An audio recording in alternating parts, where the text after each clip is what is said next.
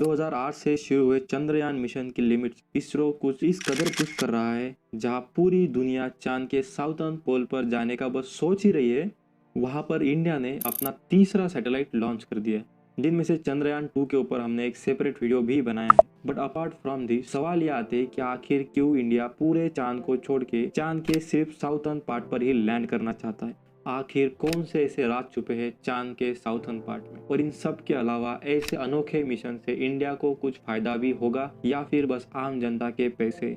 जब 2008 में हमने चंद्रयान को लॉन्च किया था तब पता चला था कि चांद पर पानी भी है, बट अगर हम डिवाइन इंस्ट्रूमेंट से ली गई रीडिंग्स को देखें तो ये ही कुछ नामुमकिन सा लगता है।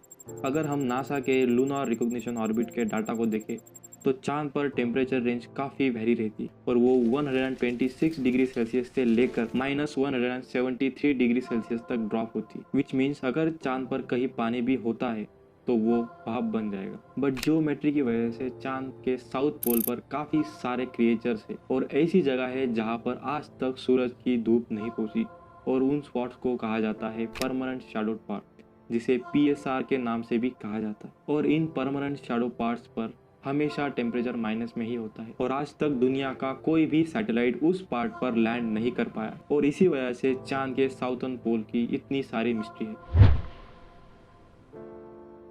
नासा के येलारो में फिटेड डिवाइन इंस्ट्रूमेंट से यह अनुमान लगाया जा रहा है चांद के परमानेंट शैडो रीजन यानी PSR पर बर्फ की फॉर्म में पानी मौजूद है, और इसके अलावा चांद पर मौजूद है हाइड्रोजन, अमोनिया, सोडियम, मर्क्यूरी और हीलियम-3 जैसे एक्सपेंसिव मटेरियल्स जो कि अर्थ पर बहुत ही रेयरली पाए जाते हैं, और चांद पर यही एक रीजन लगता है जिसे हैबिटेबल एनवायरनमेंट में कन्वर्ट किया जा सकता है। बट अगर चंद्रयान 3 ने यह खोज कर ली तो इससे इंडिया को क्या फ़ायदा होगा। 2011 में इसरो का बजट था 4,432 करोड़, जो कि फाइनेंशियल ईयर 2022-23 में 13,700 करोड़ कर दिया है, और इसी वजह से पिछले 10 साल में इसरो ने टोटल 57 मिशन को लॉन्च किया है, जिनमें से 54 मिशन सक्सेसफुली एग्जीक्यूट कर चुका है, जिसमें शामिल है PSLV, GSLV, मॉम, चंद्रयान 1, 2, 3 जैसे बड़े बड़े मिशन। और ऐसे बड़े बड़े मिशन की वजह से ही दूसरे देश भी अपने सैटेलाइट इसरो से लॉन्च करवाना चाहते हैं, जिसमें हमारे देश का नाम और देश की इकोनॉमी को ही फायदा होता है। And now Indian space sector is all set to capture 8% of total global space economy. तो दोस्तों, इस वीडियो में बस इतना ही। अगर आपको हमारे वीडियोस इन्फॉर्मेटिव लगते हैं तो प्लीज चैनल को सब्सक्राइब कर दीजिए और हमारे साथ जुड़ जाइए। वीडियो को लाइक और कमेंट सेक्शन में अपने फीडबैक देते रहिए। फिर मिलेंगे नेक्स्ट वीडियो में, तब तक के लिए अपना ख्याल रखिए। Bye bye.